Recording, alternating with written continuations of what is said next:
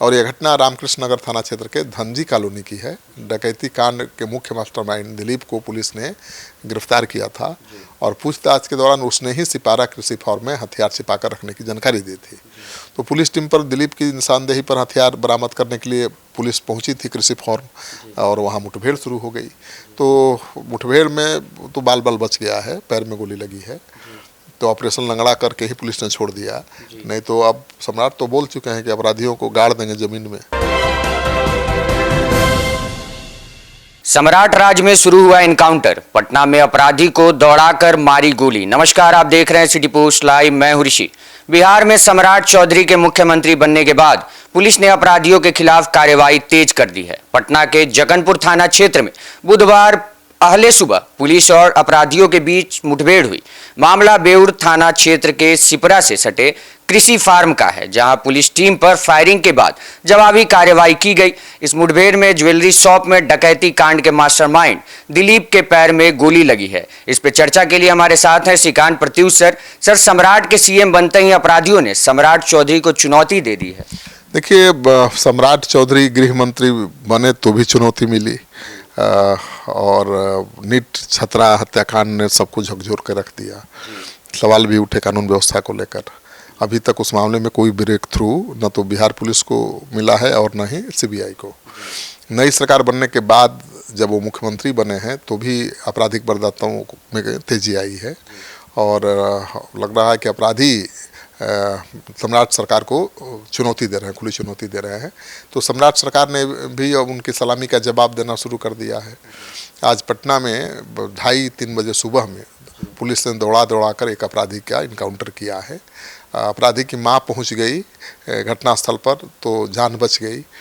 हालांकि उसके पैर में गोली लगी है और उसे हॉस्पिटल में भर्ती भी कराया गया है। और जो जानकारी आ रही है उसके अनुसार रामकृष्ण नगर इलाके की पुरानी गैस गोदाम गली में ज्वेलरी शॉप में भीषण डकैती जो रविवार को हुई थी, उस डकैती कांड का मुख्य मास्टरमाइंड दिलीप इस इनकाउंटर में घायल हुआ है। पूछताछ के दौरान उसने सिपारा कृषि फार्म में हथियार छिपा कर रखे जाने की जानकारी दी थी।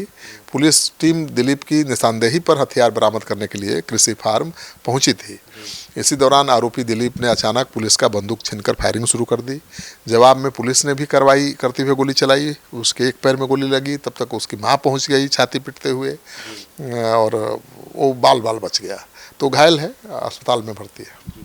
सर, रविवार को ही अलंकार ज्वेलर्स में 20 लाख रुपए की लूट हुई थी। बिल्कुल, रविवार दोपहर करीब 20 लाख रुपए की लूट हुई थी। तो दिन दहाड़े राजधानी पटना में अगर अलंकार ज्वेलर्स में अपराधी लूट को अंजाम दे सकते हैं तो सोचिए क्या हाल है।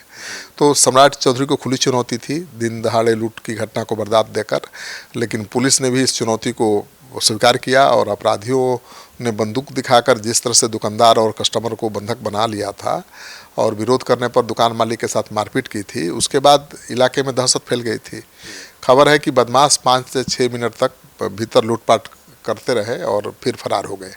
घटना का सीसीटीवी फुटेज भी सामने आया था। पुलिस ने पूरे मामले की जांच में जुटी है और डकैती कांड से जुड़े अन्य आरोपियों की तलाश जारी है। एक मास्टरमाइंड पकड़ा गया था, उसी के आधार पर ये छापेमारी हुई थी और इनकाउंटर भी हुआ।